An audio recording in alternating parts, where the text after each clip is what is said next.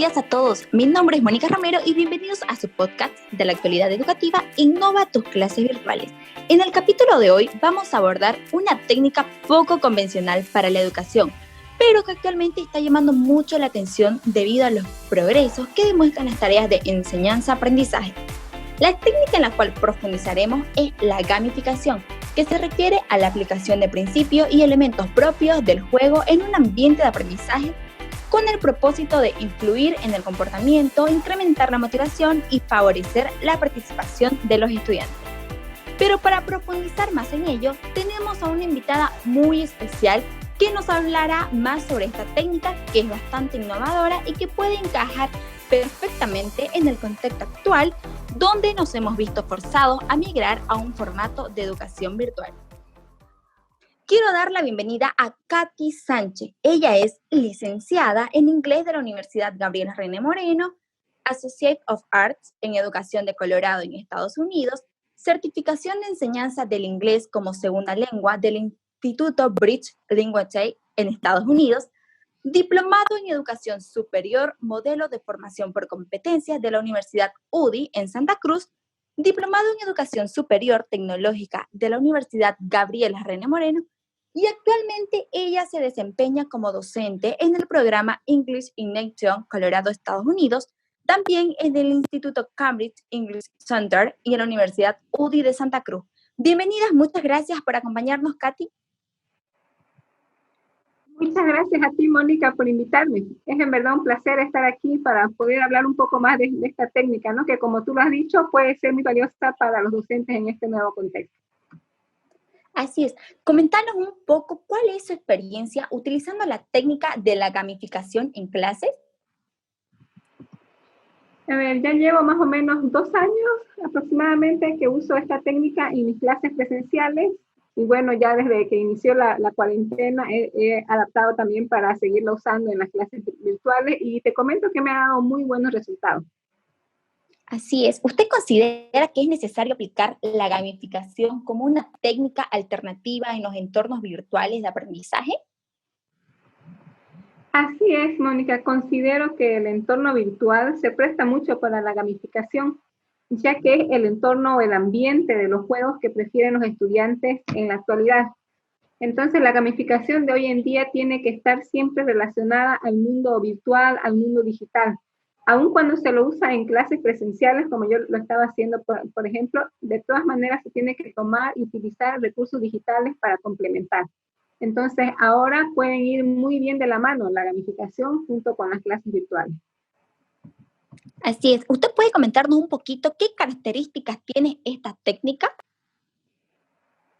Sí, así es. Esta técnica se utiliza, como dijimos, los mecanismos y elementos de los juegos, pero es importante hacer una distinción con la gamificación y la técnica de aprendizaje basado en juegos, que muchas veces se confunde porque el nombre pareciera llamarnos a lo mismo que es juego o game en inglés. Entonces, hacer la distinción en que el aprendizaje basado en juegos es cuando utilizamos el juego con mecanismos o mecánicas establecidas y se lo adapta al contenido que se va a enseñar. Es como cuando se juega bingo o se juega 3 en raya en la clase. Entonces, usamos las técnicas de ese juego para jugarlo en un momento en específico. Sin embargo, la gamificación se podría decir que va un poco más allá, ya que nos ofrece la posibilidad de lograr que los estudiantes realicen las mismas actividades de aprendizaje que nosotros tenemos para ellos, pero se trabaja mucho la parte de motivación mediante los mecanismos de los juegos. Se quiere lograr que ellos quieran hacer las actividades, no solamente por un momento, sino que sea perdurable, que se genere un hábito en ellos de que siempre quieran más, quieran hacer mayores tareas. Entonces, esos elementos o mecanismos de juego que nos ayudan, entre los más comunes podemos tener el hecho de ganar puntos, tener ranking, hacer niveles, retroalimentación, muchas veces las insignias, la competencia. Entonces, eso se realiza cambiando incluso los nombres de las mismas cosas. Por ejemplo, ya los estudiantes no son estudiantes, se llaman jugadores. Y las calificaciones son puntos de experiencia. Los reconocimientos que hace el docente al estudiante ya también se llaman insignias o son medallas. Entonces, se trata de hablar el lenguaje de juegos que ellos entienden. Claro, así es, ¿no? ¿Usted cree que es necesario estimular el aprendizaje con este tipo de técnicas? Sí, creo que es bastante útil, porque en este modo no se trabaja solo con lograr que desarrollen el contenido de un tema en específico o de una clase en específico, sino se trata de que desarrollen habilidades y actitudes que son valiosas para los estudiantes, para su formación. En sí, las metas de la gamificación para la educación no es solo que aprenda el contenido, sino es también lograr cambios en comportamiento, cambios como que tenga mayor cooperación con sus compañeros, que el estudiante sea proactivo, asistencia a clases, incluso la participación en las actividades, el que tome apuntes, realizar preguntas. Entonces va más allá de aplicarse solamente una clase en un momento, como son muchas técnicas, ¿no es cierto? Se recomienda la gamificación, por ejemplo, de aplicarse al menos una unidad completa para empezar a ver esos cambios en comportamiento y actitud de los estudiantes. Por ejemplo, yo tenía en mi caso estudiantes que nunca hacían los ejercicios que eran tareas. En realidad eran ejercicios cortos, no era que sean largos para que ellos no los puedan hacer. Pero sin embargo, pasaban la clase y cada vez no traían tarea para presentar. Entonces hicimos una serie de medallas que eran, conseguía cinco tareas juntas, tenía una primer medalla bronce. Cuando conseguía las 10 tareas tenía una medalla de plata y a las 15 tareas tenía oro. Entonces eso los motivaba a ellos a que de todas maneras hacían lo que el docente quiere, digamos, para que ellos aprendan, pero solo por tener implementada un sistema de insignias, ya ellos se automotivaban para hacerlo. Entonces, de esa forma cambia más que el hecho de que hagan esa tarea, sino de que se automotiven para seguirla haciendo. Bueno, ahora como sabemos, según Gabe Zuckerman y Christopher Cunningham, en su libro Gamification by Design, explican que la gamificación comenzó a emplearse en las áreas de negocio como una forma de atraer y persuadir a los trabajadores para animarlos a realizar sus trabajos. ¿Cómo es que empieza a utilizarse en la educación? Sí, así es, ¿no es cierto? Creo que todos hemos sido parte de cómo nos han empezado a gamificar poco a poco, desde los trabajadores, después a las personas con tarjetas de crédito, por ejemplo, también otro ejemplo, como han aplicado el ganar puntos a una actividad de la vida cotidiana, ¿no? Y nos tienen a todos viendo a ver qué puntos podemos ganar por alguna actividad. Igual así se fue incorporando en la educación y en realidad en educación se puede decir que se ha utilizado desde la primera vez que un docente le regaló una estrellita a un estudiante cuando contestó bien. Eso ya es un mecanismo o un elemento de gamificación, porque se ha ganado una insignia, digamos. Pero desde ahí, hace muchos años, tanto la educación como los juegos han ido cambiando. Y hoy en día se trata de utilizar los mismos principios, pero con actividades que sean más interactivas, más llamativas y con elementos multimedia. Así es. ¿Cómo puede usted ver lo que los docentes en Bolivia pueden empezar a utilizar la gamificación en sus clases virtuales? Bien, en realidad hay 5 pasos que son claves para implementar la gamificación y cualquier método, alguno de ellos, ¿no? En primer lugar, se trata de conocer a los estudiantes. Como dijimos, no es un método que sea también para todos. Hay estudiantes, aunque son muy pocos quizás, pero hay estudiantes que no están inmersos en ese mundo de los juegos y quizás para ellos el que se cambie la palabra de calificación a puntos de experiencia no les significa nada porque ellos no están siguiendo ese lenguaje, digamos, porque no están en el mundo de los juegos. Entonces, asegurarnos que hacemos un tipo de encuesta o de alguna forma vemos cómo lograr la información de que sí el tipo de estudiantes van a ser capaces de cambiar usando esta metodología o de mejorar.